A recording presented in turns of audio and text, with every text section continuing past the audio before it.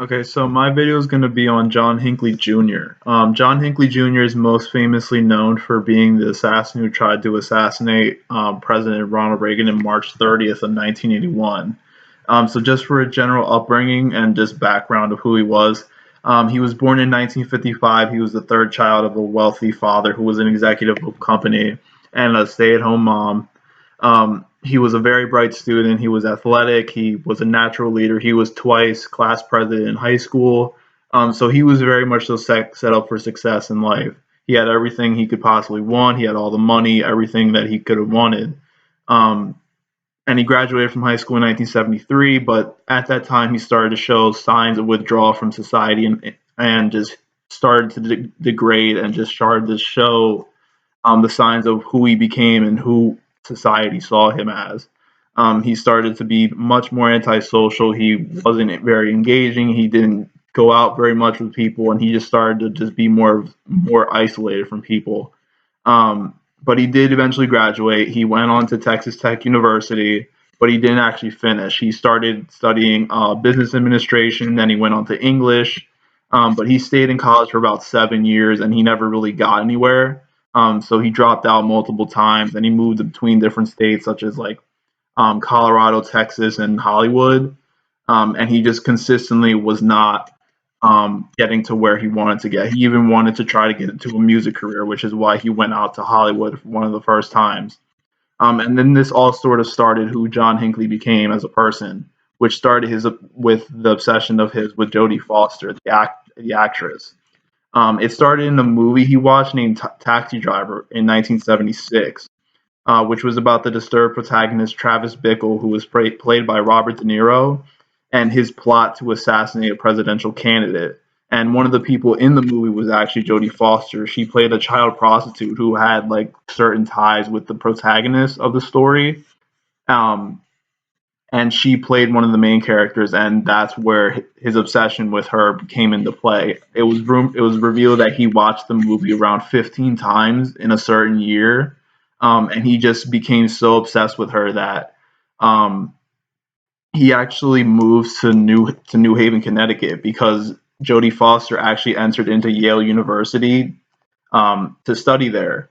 And he moved there because he asked for his parents $3,600 from his parents to be able to go take a class there, quote unquote. When in reality, he was going there to actually stalk Jodie Foster. And what he did was he wrote her a bunch of letters. He wrote her poems and left her under her dorm. And he actually called her multiple times over, and she never really responded to him at all in any regard. Um, and once he saw that he wasn't getting the attention of her because of all the stalker behavior that he was showing.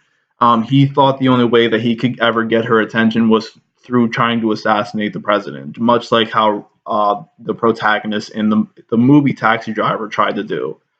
Um, so originally, he wanted to assassinate Jimmy Carter, who was the president before Ronald Reagan, and he tried to actually attempt them multiple times in the election run-ups before 1981, where Jimmy Carter was in Dayton, Ohio, and Nashville, Tennessee, where he was on his campaign tours. But it turned out as a fail, and he never actually got around to doing anything with it. And he failed multiple times because they caught him or anything along those lines. So now leading up to the actual Reagan assassination attempt, there is some little bit of backstory. During the fall and winter of 1980 to 1981, Hinckley saw a psychiatrist in Colorado named Dr. John Hopper, who knew he was infatuated with Jody, but he never shared his fantasy life with Dr. Hopper in the sense of where he wanted to kill President Reagan to get the attention of Jody. So he said all these things, and he told Doctor Hopper everything about that he felt for Jody, but he never told him his true intentions.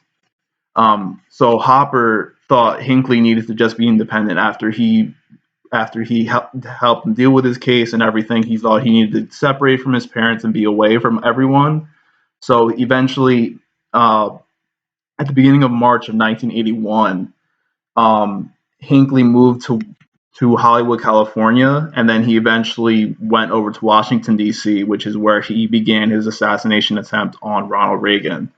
Um, On March 31st, the day of the assassination attempt, at 2:27 p.m., in front of a bunch of reporters, um, John Hinckley came up to President Reagan and shot 6 shots from a 22 caliber revolver and hit him in the chest off of a ricochet that hit off of his limousine, and it hit 3 other of his companions, which were a press secretary, a police officer, and one of his Secret Service members. Thankfully, Reagan was obviously saved through surgery, and Hinckley was charged with multiple counts of attempted murder in the process. It was actually 13 that he was attempted with.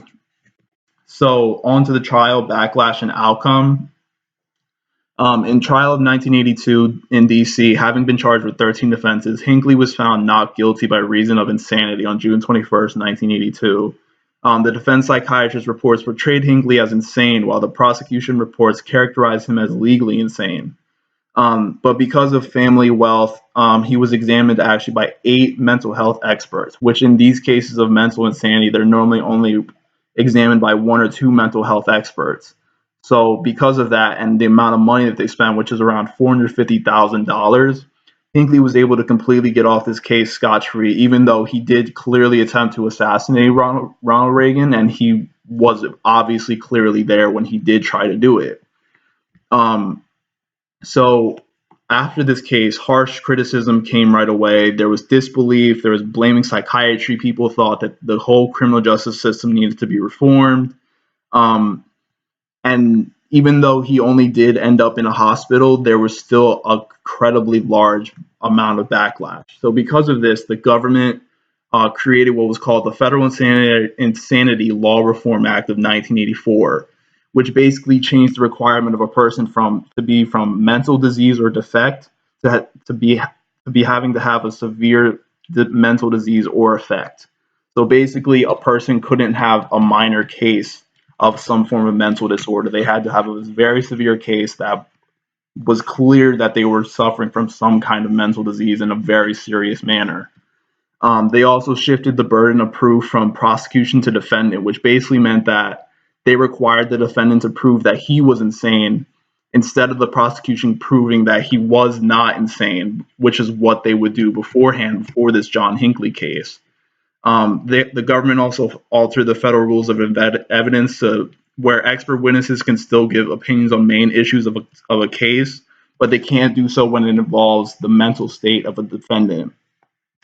As regarded to state laws, many of them implemented laws improving on insanity laws, while states like Utah, Idaho, and Montana banned the insanity defense in general, and they never allowed it in any of their criminal cases.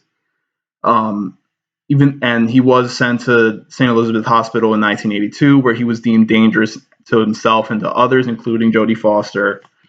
He spent a very, very long time there, and he tried to seek increased privileges in multiple years in 85, 87, 89, 1999, and a lot of them were refuted. They weren't granted to him, but eventually in 2004, he was granted supervised visits to his parents.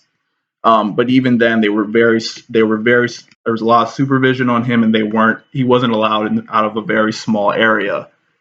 And then lastly, he was actually released from the hospital July 27th in 2016 at the age of 64 years old, and was no longer considered a threat to himself or to others.